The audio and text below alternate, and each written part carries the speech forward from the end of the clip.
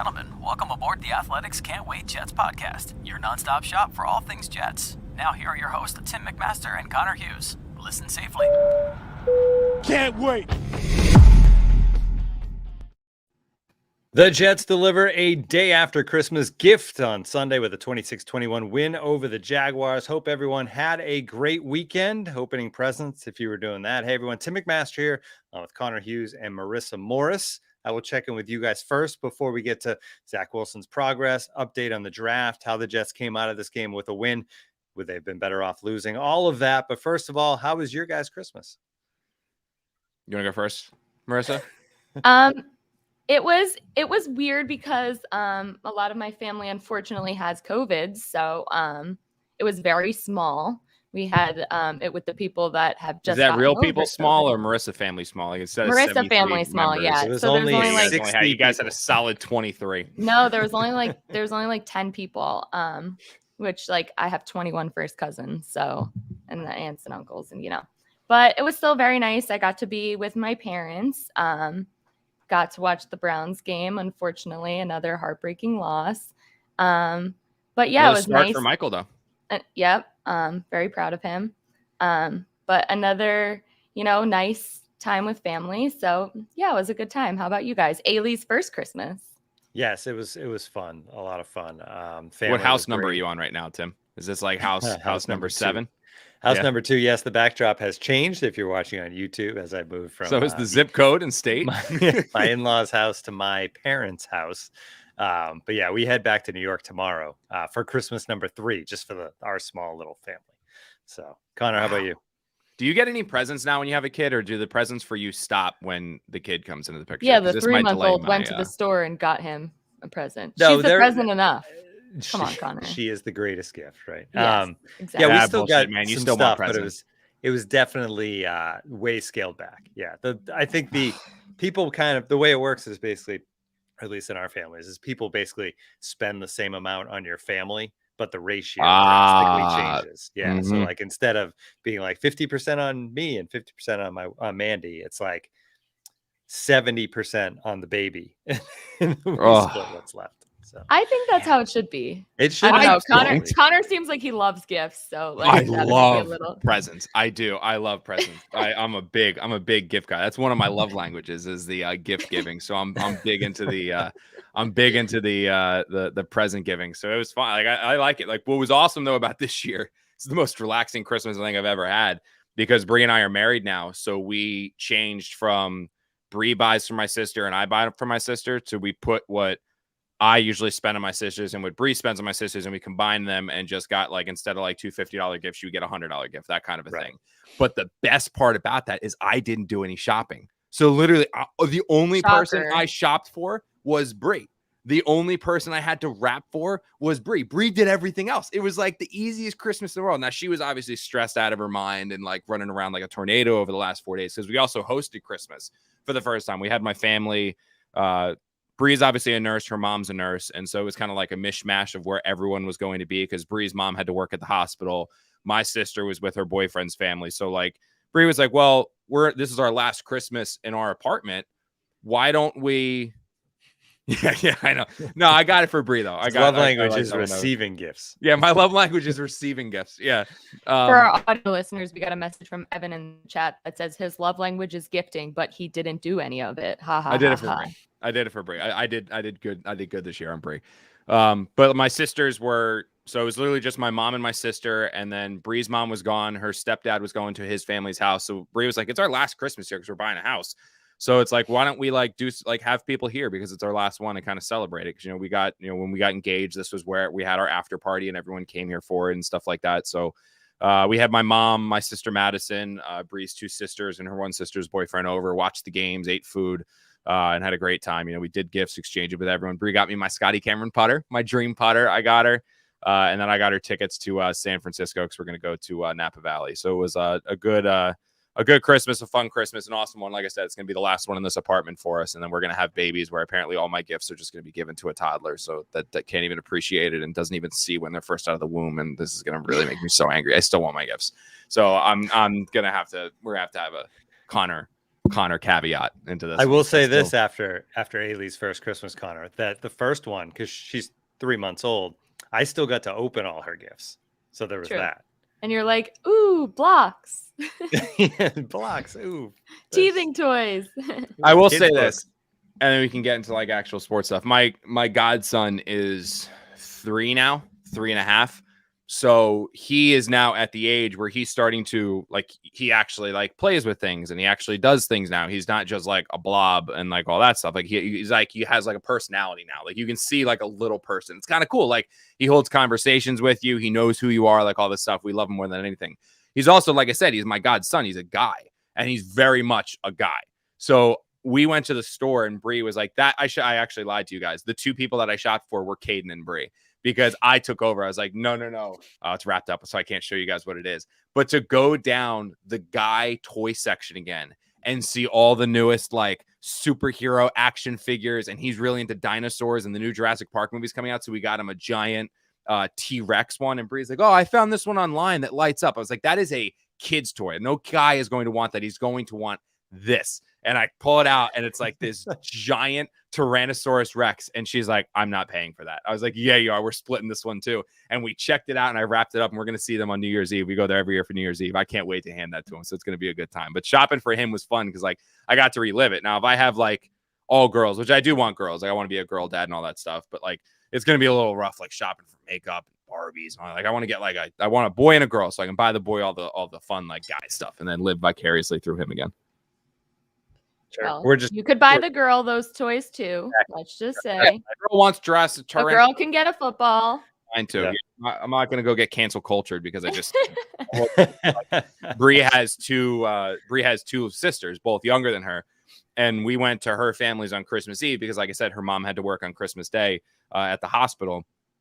And sitting back with her stepdad and watching like Bree and her 2 sisters open up like cliche stereotypical girl gift after girl gift after girl gift was like very, very boring. For like there was no like electronics, there was no action figures, it was like makeup stuff and all that, which again, like that's what they wanted and that's cool and that's like great and stuff, but like like I was like, man, how do you do this like every year? He goes, you kind of just get used to it, you know what I mean? Because like when I was there, like my sisters would open gifts, but I still had my toys, so I would get that kind of fun stuff. But this just seeing like girl gift after like one girl got like a mattress pad, the other one they got all these different highlighters for their faces and something called an underwater brush, and like I don't know, I'm like sitting there like, God, I'm like going crazy here, like we got to get some.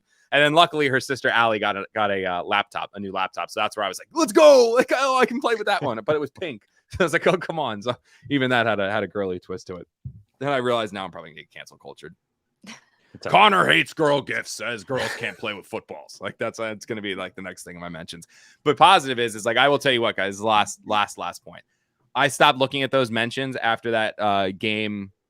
The one before this one, I can't even, it's all like mishmash. Was it the same? Well, you spent one evening getting in the mentions and then you call it off. Yes. So I was in the mentions on that game. And then the day after the game, and then like I got home and like I was in like an angry mood, and Bree's like, God, why are you being such a dick? Like what's wrong with you today? Like it's like 3 days from Christmas. And like I started telling her about how like these people that I don't know said something to me and it really pissed me off. I'm like, holy shit, what is wrong with you? Like you are actually now letting these stupid things on Twitter like impact your actual mental health. I was like, okay, we're done. And I cut it off. And I'm not gonna lie, it was kind of like a withdrawal. Where it's like, you know, the first 2 days, like you want to go back in the mentions and look. Ever since then, haven't thought about him. I am like positive Connor on like riding into wherever I'm going on sunshine and like clouds and all this stuff. So it's all right. It's been nice.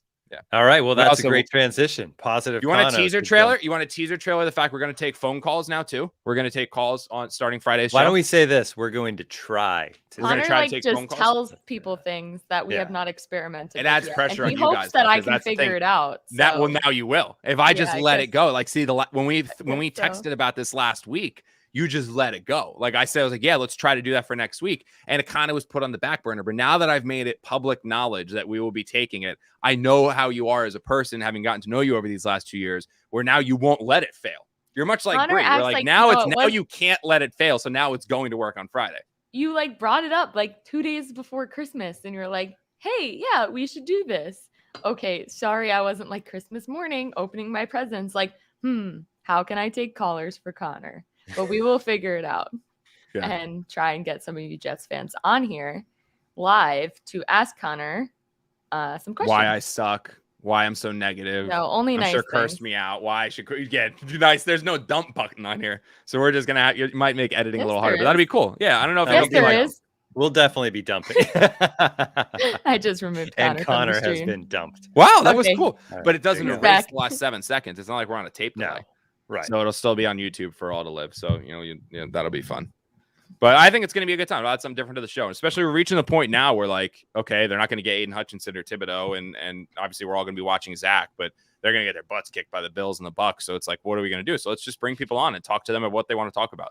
We'll be like Mike Francesa and the Pope and just eventually be doing a show where all you do is take calls. It'll be fun. There you go. Yeah, we Zach won't have to Wilson. plan anything. Calls All and right, rants. That's what it's going to be. The Can't Wait podcast. Can't wait. Calls and rants. All right, let's get on to the game a little bit. 11 minutes in. Zach Wilson. So it was funny. I have to admit, I watched this game after the fact. I couldn't watch it live. And so I Too saw many the blocks.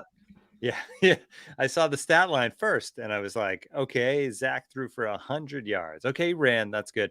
But like looking at the stat line, it wasn't overwhelmed. I was kind of like, that seems bad. And they won the game, so lost draft position. But then you actually see the performance, and Zach Wilson took a step forward in this game. The numbers I mentioned, 14 to 22, 102 yards, touchdown, no turnovers, though. And the big rushing game, 91 yards. That's a Jets rookie record. 52-yard touchdown, which was electric. And I think you could say, Connor, and we'll get more into details, but he way less yards, but he outplayed Trevor Lawrence. I thought so. Yeah, I mean, look, this was a guy like Zach Wilson played without his top 3 receivers. He played without Corey Davis. He was without Elijah Moore. He was without Jamison Crowder. And you can make the argument he was out there basically with 2 wide receivers, considering just how much regression Denzel Mims has experienced over the last couple of weeks. I mean, that 4th down play where Zach was basically on his hands and knees praying for Denzel Mims to do something in the back of the end zone, to use that 6'3" body, that physical body, that athleticism to separate from the Jaguar defender. And I can't even name players in Jacksonville secondary, but to separate from those players, get open in the back of the end zone so Zach could at least throw a pass up for Denzel to use that leaping ability to go up high point a ball and bring it down for the first touchdown of his career. A 2nd-round pick with 2 games left in the 2nd season who still has not scored a touchdown, which is just absolutely unbelievable if you think about it.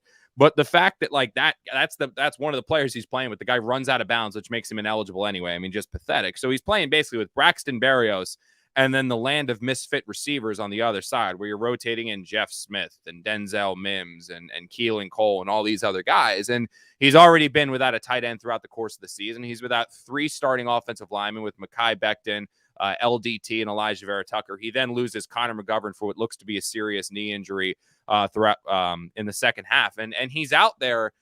And I think for the first time, what you could say about Zach Wilson today is that he legitimately did elevate the play of those around him. I thought he made those receivers, absent Denzel Mims, who's probably a lost cause at this point, better. He made Tyler Kroft better. He made the offensive lineman better. He helped the ground game be better. I mean, he executed the offense, but he also elevated the play of those guys around him. It was when things weren't there, he made plays with his legs. When guys dropped passes like Jeff Smith did on the skinny post, but it was wide open, whether it was Ryan Griffin also open, drops a pass. When those guys dropped a pass, instead of going into a shell, which with a lot of rookie quarterbacks would do, he kept firing and kept going. I mean, Braxton Berrios, the 12-yard conversion on 3rd and 9 on the 10-play, 72-yard drive that put the Jets in a position to kick a field goal. That play, the conversion, was probably the biggest play of that drive, of that game, because the Jaguars can just go right down the field and kick a field goal in that one. And for him to basically hit Braxton Berrios in the exact same play that Jeff Smith dropped and hit him with that dime, that laser beam for the first down, I thought it was better. I mean, he avoided the turnovers. Completion percentage was up. There was only one short pass that he missed where he just missed Tyler Kroft to the right, which was an issue. I mean, there were a couple near interceptions, but a lot of them weren't his fault. There was one where like a guy that was standing up got it deflected in the air, nearly picked. Then Ryan Griffin doesn't bring the ball back down. It's popped up into there. That one's nearly intercepted. Those aren't Zach Wilson's fault. And the one that was almost picked on the diving attempt to Denzel Mims ran the wrong route. So everything you wanted to see from Zach Wilson with a depleted offensive line, a depleted defense, a depleted receiving core, the running ability was there, making plays when he had to put the team on his back, and it wasn't going to be the receivers who made it the running backs or the tight ends, and it wasn't the offensive line. He had to make plays with his legs. He made plays with his legs. He was more aggressive, something that Mike LaFleur challenged him to be when running the football. He was more aggressive, and you saw that 91 yards, a quarterback record, a quarterback rushing record for this franchise. Accuracy was better. Command of the offense was better. Like I said, elevating the play of those around him. It was everything you wanted to see. I mean, the Jets won this game in many ways because of what Zach Wilson did. And yeah, you can point towards the kick return for Braxton Berrios. That was a major play. But Zach Wilson played, in my opinion, his best game of the season. And you can look at the numbers, they only 106 yards. You know what? That number is going to look a lot different if Jeff Smith catches that pass. Those numbers are going to look a lot different if Ryan Griffin catches that pass. Those numbers are going to look a lot different if the Jets are playing a 3rd and goal at the 1 yard line on that final possession and somebody doesn't jump off sides to back it up 5 yards, which, by the way, on that play, Zach Wilson executed it perfectly. He put the ball in a spot where it was either going to be a completion short of the goal line to keep the clock running and make the Browns use one, or I'm sorry, not the Browns, thinking Michael Dunham. I had to see a Browns highlight here to the left. To put the Jaguars in a position to use their last timeout. Wasn't going to be an incompletion, wasn't going to be a turnover, wasn't going to be anything bad. He put them in a position there with that pass where he's either going to get in the end zone or be short and cost him a timeout, still kicking a field goal to go up more than 3 points. I mean, I loved everything that I saw from Zach Wilson. I really did. Could it be better? Yeah. But what do you expect when he's playing with some of the things that he was playing with here?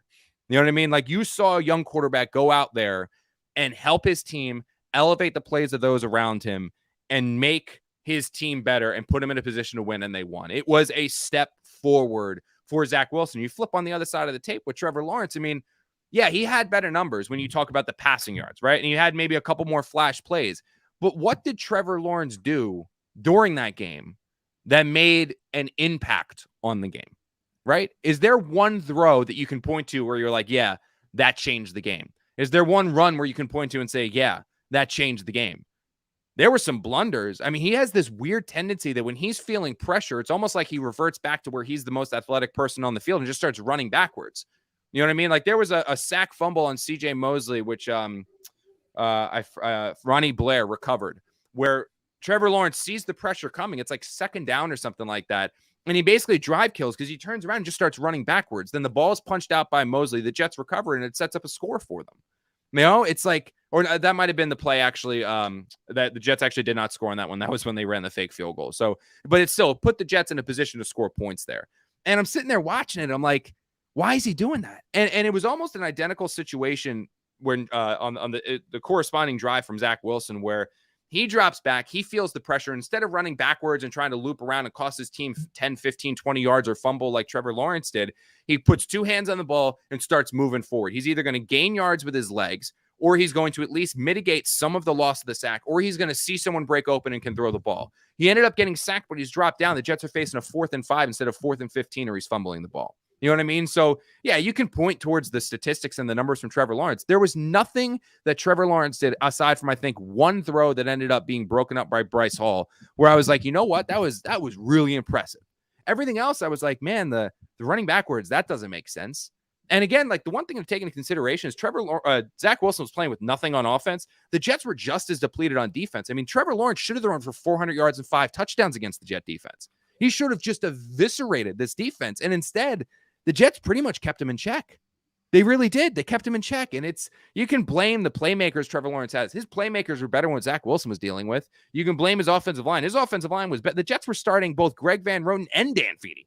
Like, that's not good. Like, that's like awful. And they still ran for the 273. They still had success with Zach running the ball, had success with Zach throwing the ball, put up points. Like, there was a lot of good that you can take out of this game. And if you want to compare apples and oranges, number 1 pick, number 2 pick, I came away more impressed with Zach Wilson. There was nothing that Trevor Lawrence did in that game that made me say, like, wow, he didn't make a difference. Take the numbers aside. Show me one play that made the difference for Trevor Lawrence for the Jaguars to win that game. It's not there. It's not. And you want to, like, people are going to go number honey. I know I'm going to have all 5 people that live in Jacksonville Beach and watch the Jaguars, probably in my mentions that I'm not reading, screaming and yelling about how, oh, yeah, look at this bum. Oh, look at this, blah, blah, blah. Yeah. I'm sorry, he didn't do anything different. He didn't do anything that made a difference, in my opinion, in that game. And the Jets won. And he had a chance, and he didn't do it. And for me, give the advantage to Zach Wilson. It's a major step in the right direction. And now you hope this coming game against the Buccaneers, the Jets are going to get a slew of those players off the COVID list. Maybe they'll get lucky and Elijah Moore can come off the injured reserve and they'll get a receiver back or something like that. And you can see him play a very good team, a very good defense, and maybe show some similarly promising things. But as far as if you're looking for something end of the season to hang your hat on, forget draft position, all that stuff. Hang your hat on the fact that your young quarterback took a legitimate step in the right direction. I thought played one of the better games of the season. Yeah, the tests will get bigger the next couple of weeks, but it was good to have this one under his belt. On the touchdown pass, too, I thought it was impressive. He finds the tackle eligible, who was not the first, second, third option. It was a play that kind of broke down. He kept his feet, he kept his head, and he found the big man in the end zone. I thought that was impressive as well. You mentioned the running game, and a big part of that was Michael Carter. And, the 16 carries, 118 yards. They missed him when he was out. It's just he's just has something different that the other. I know they do running back by committee, but he does something that those other guys just can't do. Yeah, and you know what's fun is that, like, when the Jets view Mike Carter, they don't look at him and say, like, feature back. They don't say, like, 30 touch a game back. To give you guys an idea of where the Jets want this offense to go, they want Mike Carter to be part of a 1-2 punch. They want the lead horse back and then Mike Carter. That's what they want their backfield to encompass. And it's not, you're not going to find those guys in 1 year. You're not going to find it. That's why they have the Tevin Coleman and they had Ty Johnson for a minute and they were working in Austin Walter as well. And they were kind of having that 3-man rotation. And now Mike Carter is number one, followed by Tevin Coleman. But they want to basically have this to the point where they get a really, really good back as their one. And then you have Mike Carter as a number two, and you can feature a running back of those two guys. But I think what's fascinating about Carter is that he really is a do-it-all player. I don't think there's any one thing that he does great. I don't think there's one thing that he does perfectly.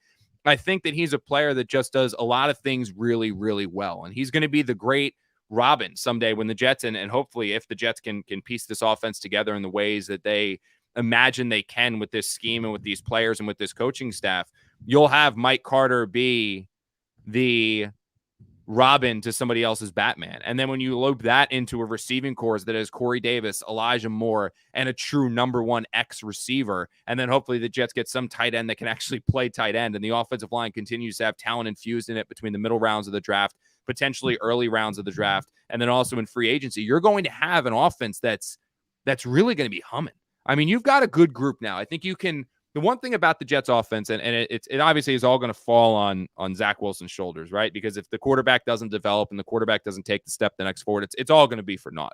I mean, look, make no mistake about it. Zach Wilson's not a proven product right now. This game was a major step in the right direction. I thought he made progress. I thought it was one of the best games he's played all year, but he still needs to get significantly better than what he is now. And I think when you get him more pieces on the line, a true X, a real tight end, and keep building out this roster, you'll see that. But when you look at the Jets offense when it's healthy, and you look at the pieces that are there when the Jets offense is healthy, I mean, you can see the makeup starting to come together. You know what I mean? Like there were a number of years when Mike McCagnon was running this team and when they were starting where you looked at the Jets roster and pretty much said, oh no. You know what I mean? Like you looked at the Jets roster and said, God, they need quarterback. They need wide receiver 1 through 3. They need offensive linemen at left tackle, left guard, center, right guard. Right. I mean, it was just like they are basically starting from scratch. You're not there yet. You know what I mean? Like you Zach Wilson, again, obviously he's the wild card. He's the X factor. He's the one that's going to make everything work. You can have the sports car, but if there's no engine, it doesn't matter. Right. I mean, that was the old Willie Colon analogy. Quarterback aside, you have the guy though that the Jets believe he's going to be a franchise quarterback. You then look at running back, right? It's not complete, but you got a big piece there in Mike Carter. Offensive line, not complete, but there's some pieces there that you actually really like. Connor McGovern's taken a step forward this year. Elijah Vera Tucker, big player. The Jets, they need more out of Mekhi Becton. They want to see better work ethic. There are some concerns there with him. But if he between the ears checks in and determines that he wants to be one of the best, he has talent that other people just can't coach. So you have left tackle, but then you also have George Fant, Morgan Moses, who you can retain, who at least one of them is a great swing tackle. You got all these draft picks to continue to build out that offensive line. At receiver, right? We've always talked about Jets need playmakers. You got Corey Davis, Elijah Moore. That's 2 or 3 that you need. Now you just need to find your number one receiver. Again, Jets have so much money in free agency. They have the massive amount of draft picks where they can go find that player. Suddenly the receiving core is taken care of. Tight ends, you can draft one of those guys in the second round, third round, and immediately get an improvement of what you have right now with Tyler Kroft and Ryan Griffin and Trayvon Wesco. You can get something better there at tight end. That piece on the offense, you add a little bit more to the offensive line. You add a number one receiver. You add a tight end. You add another running back to pair with Michael Carter. That's 4 pieces away from having an offense that legitimately, and considering what we've seen from Mike LaFleur, who we're going to talk about in a bit, that's legitimately has the potential to be a very, very, very good, potentially great offense if Zach Wilson develops. Like, it's there. Like, you can see it coming together. You can see it developing and moving in that direction. You actually have a group that you can finally follow the vision of. It's not okay, well, you know what? We're going to have to trust the Jets in this regard. Or it's no longer blind faith when you talk about the construction of this offense. You can see the vision. You can see the place where they're trying to go. You can see how they are building this thing, how it's coming together. And you can say, like, I know this is going to work. They still need some more pieces. They're not there yet. But the train is on the tracks and going in the right direction. And Mike Carter, big piece of that. Zach Wilson, big piece of that. A lot of the guys that are on the injured list, big piece of that. But it's coming together, and it's fun to watch. It really is fun to watch. Obviously, like I said, X factor Zach Wilson, but it's fun to see this thing kind of coming together in real time. And you mentioned Mike LaFleur. We are going to get to him. Before that, a quick break, though. If you're a loyal listener to Can't Wait, you've heard us talk for so long about Magic Spoon because we just love it. Growing up, cereal was one of the best parts about being a kid, but we had to give it up because we realized it was full of sugar and junk that you really shouldn't eat. Until Magic Spoon came along. There are 0 grams of sugar, 13 to 14 grams of protein, and only 4 net grams of carbs in each serving, and only 140 calories a serving. It's keto-friendly, gluten-free, grain-free, soy-free, and low-carb. And you can build your very own custom bundle, including flavors like cocoa, fruity, frosted, peanut butter, blueberry, cinnamon, cookies and cream, and maple waffle. So if you want to try it out, go to magicspoon.com/wait to grab a custom bundle of cereal and try it today. And be sure to use our promo code WAIT at checkout to save $5 off your order. Magic Spoon is so confident in their product, it's backed with a 100% happiness guarantee. So if you don't like it for any reason, they'll refund your money, no questions asked. Remember, get your next delicious bowl of guilt-free cereal at magicspoon.com/wait and use the code WAIT to save $5 off. Thanks to Magic Spoon for sponsoring this episode. We talked about all the pieces that were missing on the offense, on the defense too, but on the offense on Sunday. And that challenges the offensive coordinator to maybe be a little more creative, do different things. And Mike LaFleur, and we were hard on him for the first month of the season when this offense was struggling and didn't seem to have any creativity to it. But man, oh man, Connor, we are now with a couple of games left in the season, and to see what he does now, what he's done for most of the season after those first 3-4 weeks, it seems like the Jets really have a good one calling the plays on the offense. Yeah, and I mean, look, they were dealing with some quarterback issues those first couple of weeks. I mean, Zach Wilson just wasn't very good before the injury, and Zach Wilson really wasn't good the first couple of games outside of the injury. I mean, if you want to point towards the turnovers, I mean, yeah, but the completion percentage was still alarmingly low. He was still missing passes. The offense wasn't scoring points. They weren't even eclipsing 300 yards. I mean, there were issues after injury and before injury with Zach Wilson that I think was stunting the growth of this offense. And then when you had more proven quarterbacks, guys that have been there, done that a little bit, and Josh Johnson, who played some, and Joe Flacco, who played some, and then obviously the Mike White experience there against Cincinnati, what you had, I think, was an offense that you really started to see the way that this thing can work when it's firing on all cylinders. But yeah, I mean, I think Mike LaFleur deserves a ton of credit because the way that this offense has come together and the way that this offense is now starting to work and starting to execute, you're seeing creativity, you're seeing intelligence, you're seeing a playbook now that is as diversified as I think I've ever seen during my tenure covering this team, right? I mean, we've talked about this one before, right? Because I started covering the Jets in a part-time capacity in 2014. Then I was full-time in 2016 when the Ledger hired me after I graduated from Monmouth. This year is the very first time that I can say, that I can remember saying, that another team literally watched a Jets game and stole a play from their playbook. If anyone watched Sunday Night Football last night. I don't know when you eventually gave up on that, because I've covered some bad games. I've never seen a team just quarter. I got to the second quarter. Go belly up. I mean, just like you see a dog and the dog wants to play submissive and it goes belly up. Like, I mean, that's what Washington did. I mean, that was pathetic. But I think the only play that the Cowboys didn't effectively run was when they stole Mike LaFleur's hook and pitch it across the field play that he ran successfully for a first down on 3rd and 15. I mean, it was a carbon copy of the wide receiver runs a drag, flips it to the outside receiver, where the Cowboys ran a drag, tried to flip it to Cooper, and it was actually going to work, but Cooper bobbled the pass, and obviously the play was stopped. That means that the Cowboys watched what Mike LaFleur drew up in 11th grade and were like, that's awesome. Let's put it in our playbook. That's Super Bowl winning coach Mike McCarthy, Pro Bowl All-Pro quarterback Dak Prescott, Amari Cooper, Michael Gallup, the high-powered NFC East winning Dallas Cowboys, who some people believe have the talent and ability to go to the Super Bowl, watched something the Jets did and said, I want to do that too. Like, you want a sign of progress. You want a sign that this thing's headed in the right direction. You want a sign that this is actually working. And that, yeah, the Jets still need pieces. They need to build around. They need players. It's not there yet, but it's going there. It's heading in that direction. You have a team like the Cowboys stealing concepts from the Jets.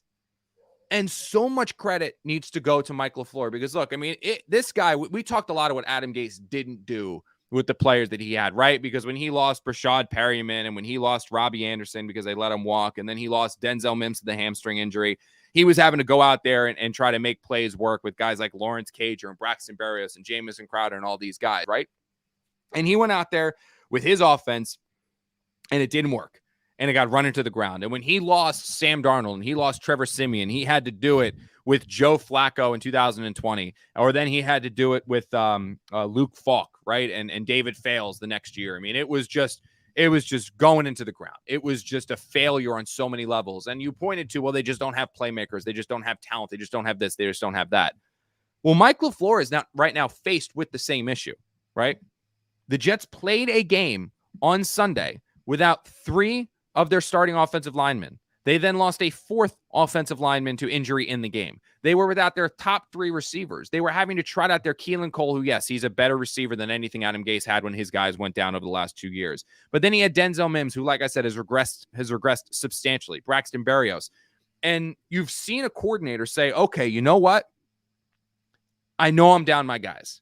I know that organically, if we just try to run our offense, it's probably not going to work. So we're going to have to get creative. We're going to have to try to do some things that maybe you don't necessarily see in order to gain yards. And he's had to dig into that bag of tricks, whether it was the double passes, whether it is the end arounds, whether it is the receiver throws. I mean, he said the play that Braxton Berrios scored on last week, where he ran around the edge, that was a receiver pass. Braxton Berrios was going to throw that ball. That was a receiver end around throw. And instead, Berrios saw a hole, so he ran through and he scored against the Dolphins. That was supposed to be a throw.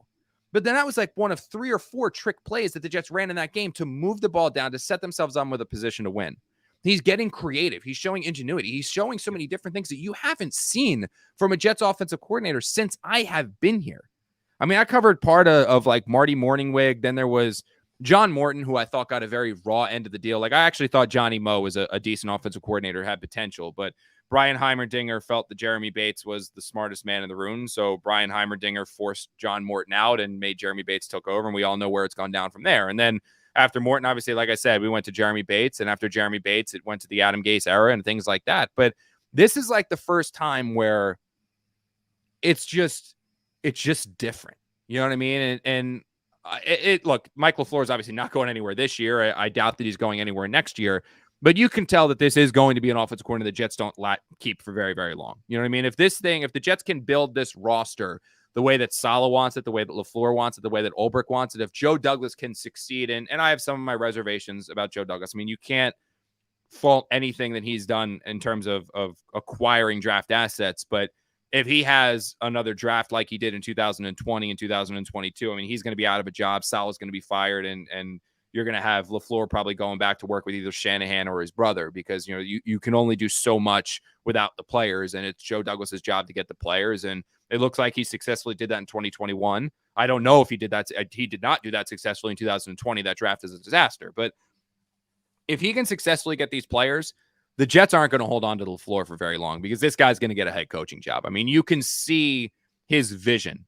You can see the way that he's building this. You can see how plays in the first quarter come back for something he's going to run into the fourth. I mean, there's just a smooth, fluid play calling methodology to what he does. That's just really, really cool to watch. And I think some of what LaFleur has been doing has been stunted by the ups and downs roller coaster of Zach Wilson's rookie year. I think if he had a quarterback that was much more polished, this offense would really be firing. If he had the number of players on his offensive line healthy, not hurt, and the same thing with the receiving core, the offense would really be firing. But you can see from a play calling standpoint that this guy's got it. Now it's about giving him the players to thrive, giving him that number one receiver, giving him that tight end, letting Zach Wilson develop. Because if those things happen, I'm telling you, this Jets offense has the potential to be one of the better in the league. Like, it really does have that potential. And I'm not saying that tongue in cheek. I'm not saying that as blind faith. I'm saying you can see things on games. You can see things in games on Sunday that make you say, like, you know what?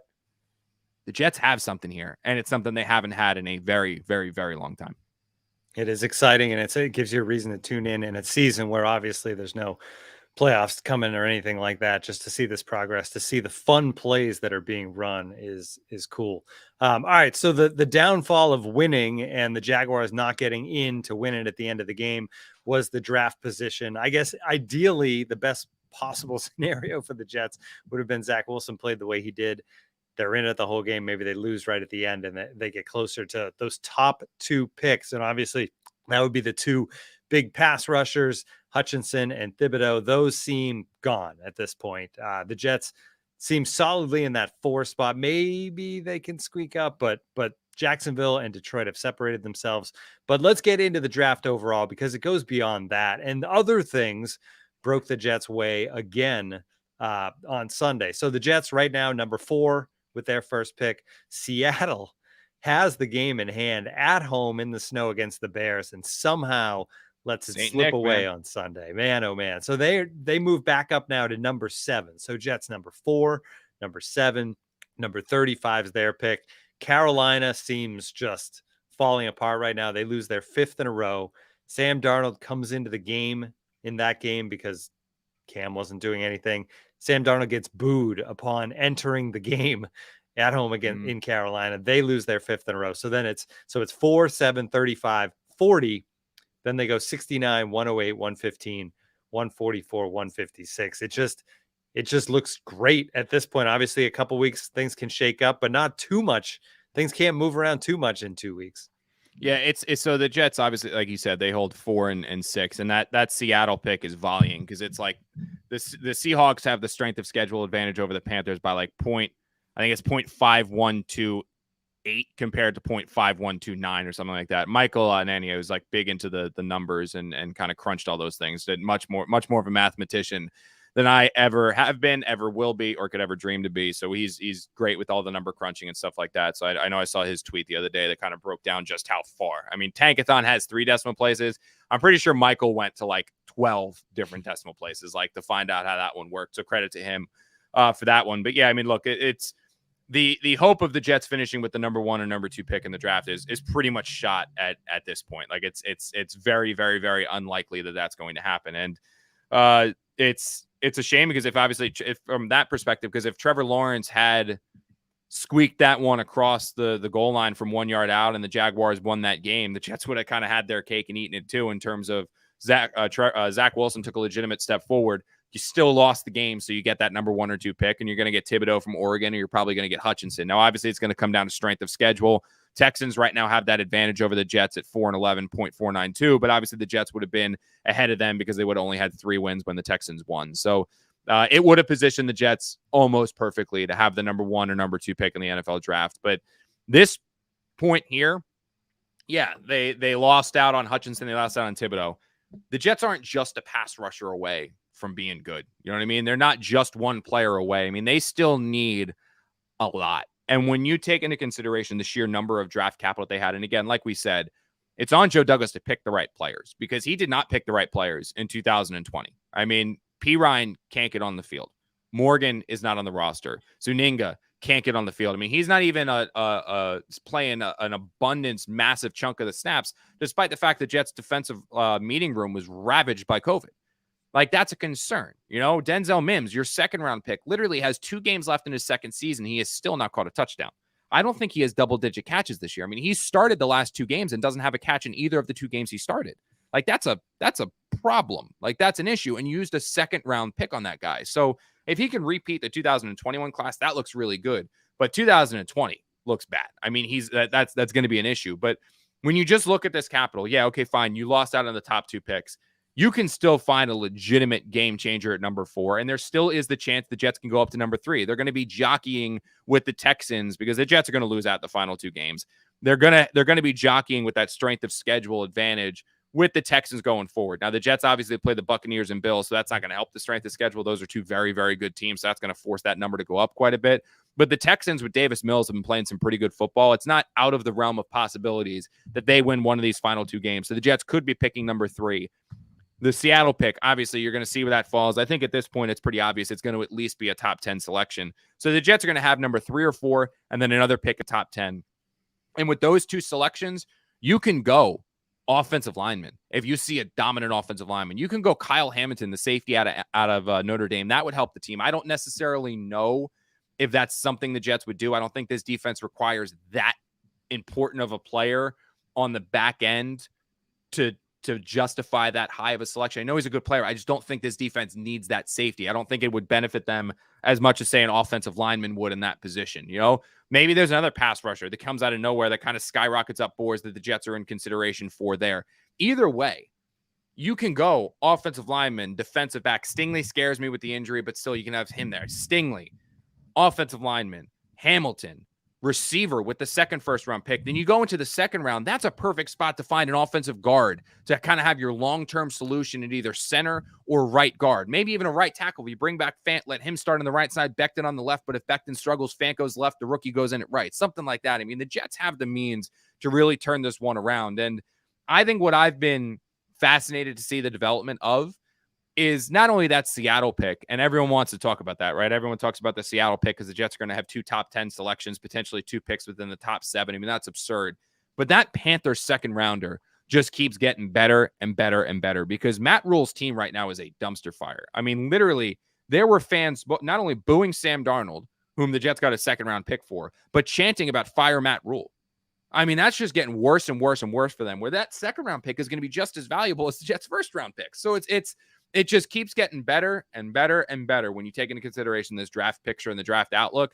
And I feel like a broken record, man. But as long as the Jets can find a way to select the right players, this coming draft in 2022 has a chance to be franchise altering. I mean, this can be the days, this Thursday, Friday, Saturday of this draft, where we look back in 5 or 6 years and say, that's when the Jets became a perennial playoff contender. That's where the Jets became a legitimate Super Bowl contender, is that draft. Now, obviously, it can also go the complete opposite direction, because if the Jets whiff on these picks and don't get it, like I said, Robert Saleh fired, Mike LaFleur fired, Joe Douglas fired, and the Jets going to be restarting this entire thing, and all of it's going to be for naught. But if it does go the right way, and if it does go well, look out. I mean, this is why, like, I saw it, Sheil tweeted out about how, over the last 5 years, the New York Jets and the New York Giants are tied for the worst record in the NFL, right? Like the Jets and Giants are tied for the worst record in the NFL. Sheil tweeted that out. I think what's fascinating is that when you then compare the state of those two teams, when you compare where the Giants are and where the Jets are, but neither of the teams, the Jets haven't made the playoffs in 11 years. Giants haven't made the playoffs since the boat picture, right? When you compare those two states of those teams where they are right now, you could not have more polar opposite opportunities, right?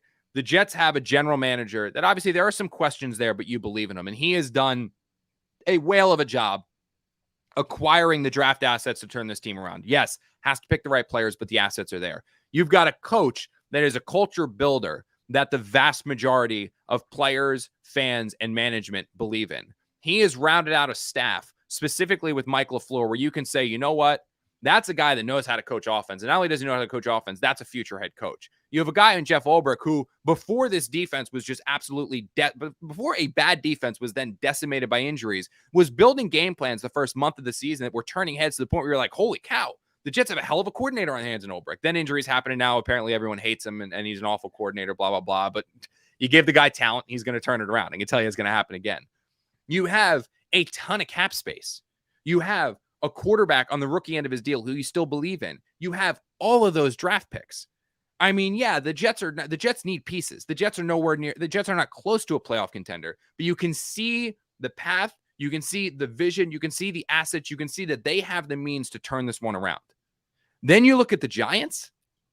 I'll be honest with you. I don't think there is a worse position in the NFL than the Giants.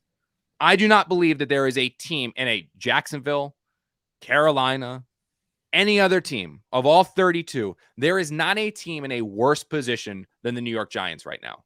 You have a roster that is littered with awful contracts, underperforming, awful contracts.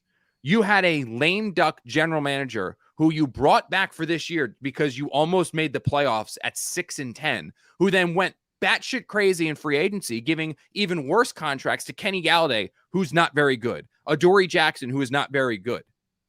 You are now going to look to replace that general manager with a new general manager, but you were telling that general manager, per Adam Schefter and ESPN, you have to keep the head coach who sits there and talks about, we're going to punch you in the mouth. We're a hard-nosed team. We're going to fight hard for 60 minutes. Whose team was bad last year, barely almost made the playoffs at 6-10 because the NFC East was a disaster once Dak went out, to now this year is just arguably the worst team in the NFL, but you've got to keep him, and you got to keep Daniel Jones, who I'm sorry is not very good. So you've got bad contracts. Yeah, you got 2 first-round picks, but horrible contracts, a coach you have to keep, a quarterback you have to keep, and a general manager who's been told you're going to be saddled with those 2 guys. Now go rebuild us.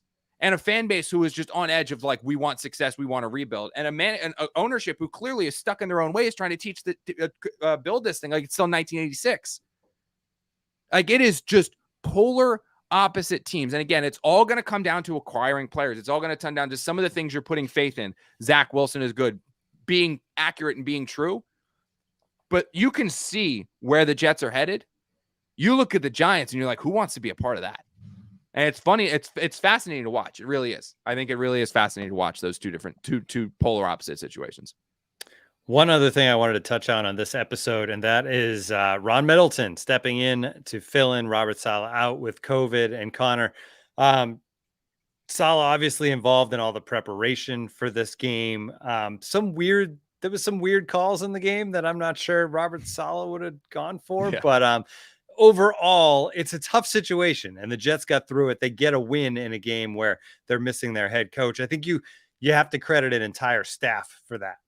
Oh yeah, that goes to LaFleur, that goes to Ulbrich, that goes to every positional coach. It goes to Robert Saleh managing from above. I mean, look, the fact that the Jets won a game with 20 players on the COVID-19 list and their head coach and their quarterbacks coach, and they won a game. And not only just missing players, but missing some of their game-changing players. Like again, it's a broken record, but 3 starting offensive linemen, plus a 4th that left. 3 starting receivers, a defensive line that was without their 2 best players in John Franklin Myers and Quinnen Williams, and Foley Fatukasi, if you want to loop in as the 3rd. A secondary that Ulbrich said to us on Thursday, I can't tell you who's going to start at safety. They started a guy in Will Parks that they signed this week, and they started a converted 6th-round pick in Pinnock. And they won the game. I mean, that goes down to coaching. That goes down to players. That goes down to game planning.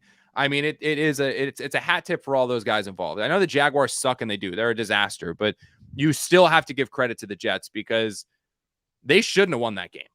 They shouldn't have. With what they were dealt with that week, they should not have won that game, and they did. And they deserve an awful lot of credit for doing so.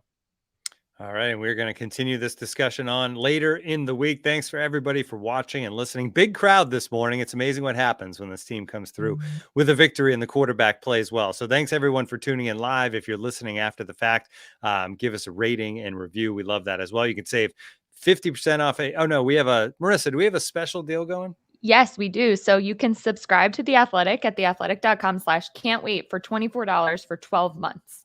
It's a no-brainer.